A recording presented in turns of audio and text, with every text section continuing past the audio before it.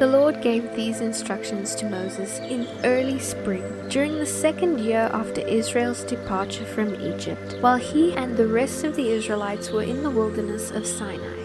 Tell the Israelites to celebrate the Passover at the proper time, at twilight, on the appointed day in early spring. Be sure to follow all my laws and regulations concerning this celebration. So Moses told the people to celebrate the Passover in the wilderness of Sinai as twilight fell on the appointed day. And they celebrated the festival there, just as the Lord had commanded Moses.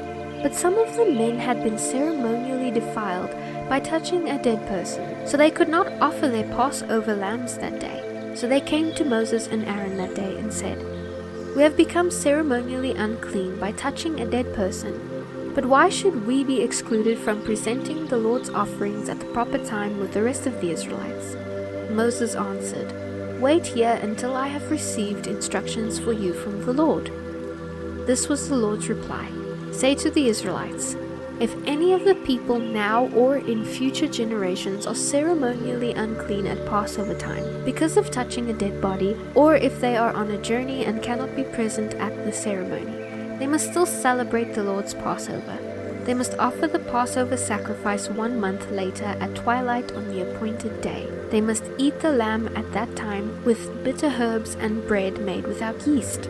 They must not leave any of the lamb until the next morning, and they must not break any of its bones. They must follow all the normal regulations concerning the Passover. But those who are ceremonially clean and not away on a trip, yet still refuse to celebrate the Passover at the regular time, will be cut off from the community of Israel for failing to present the Lord's offerings at the proper time. They will suffer the consequences of their guilt. And if foreigners living among you want to celebrate the Passover to the Lord, they must follow these same laws and regulations. The same laws apply both to you and to the foreigners living among you. The tabernacle was set up, and on that day the cloud covered it.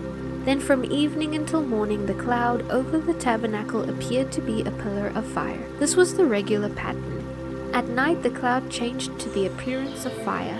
When the cloud lifted from over the sacred tent, the people of Israel followed it, and wherever the cloud settled, the people of Israel would camp. In this way, they traveled at the Lord's command and stopped wherever He told them to.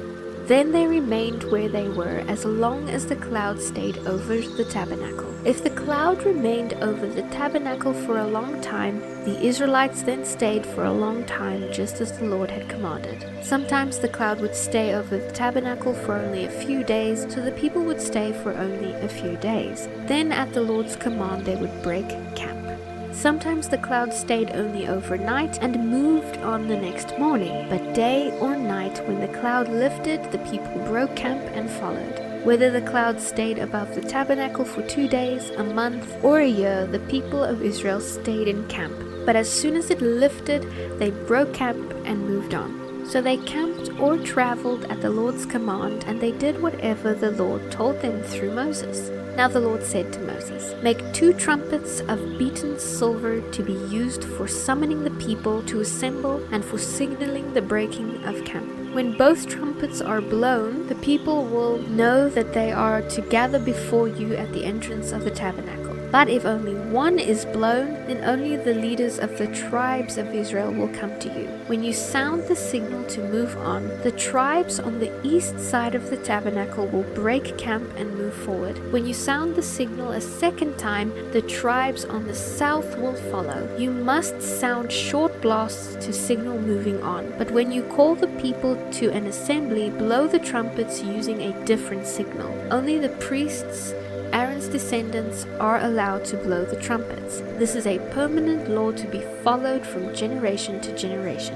When you arrive in your own land and go to war against your enemies, you must sound the alarm with these trumpets to the Lord your God. So the Lord your God will remember you and rescue you from your enemies. Blow the trumpets in times of gladness too, sounding them at your annual festivals and at the beginning of each month, to rejoice over your burnt offerings and peace offerings. The trumpets will remind the Lord your God of His covenant with you. I am the Lord your God. One day in mid-spring, during the 2nd year after Israel's departure from Egypt, the cloud lifted from the tabernacle of the covenant. So the Israelites set out from the wilderness of Sinai and traveled on in stages until the cloud stopped in the wilderness of Paran. When the time to move arrived, the Lord gave the order through Moses. The tribes that camped with Judah headed the march with their banner under the leadership of Nahshon son of Amminadab. The tribe of Issachar was led by Nathaniel son of Zar. The tribe of Zebulun was led by Eliab son of Helon. Then the tabernacle was taken down, and the Gershonite and Merarite divisions of the Levites were next in line of the march, carrying the tabernacle with them. Then the tribes that camped with Reuben set out with their banner under the leadership of Eleazar son of Shedeur. The tribe of Simeon was led by Shelumiel, and the tribe of Gad was led by Elisaph. Next came the Kohathite division of the Levites, carrying sacred objects of the tabernacle. When they arrived at the next camp, the tabernacle would already be set up. Then the tribes that camped with Ephraim set out with their banner under the leadership of Elishama son of Ammihud. The tribe of Manasseh was led by Gamaliel. The tribe of Benjamin was led by Abidan. Last of all, the tribes that camped with Dan set out under their banner. They were served as the rear guard for all the tribal camps. The tribe of Dan headed this group under the leadership of Azer. The tribe of Asher was led by Pigil. The tribe of Naphtali was led by Ara.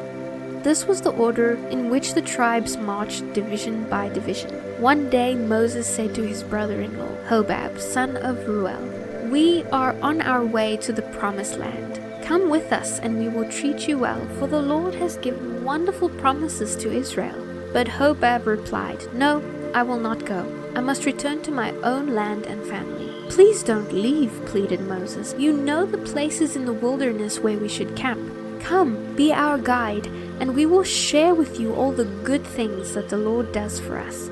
They marched for 3 days after leaving the mountain of the Lord, with the ark of the Lord's covenant moving ahead of them to show them where to stop and rest. As they moved on each day, the cloud of the Lord hovered over them, and wherever the ark set out, Moses would cry, "Arise, O Lord, and let your enemies be scattered. Let them flee before you." And when the ark was set down, he would say, "Return, O Lord, to the countless thousands of Israel."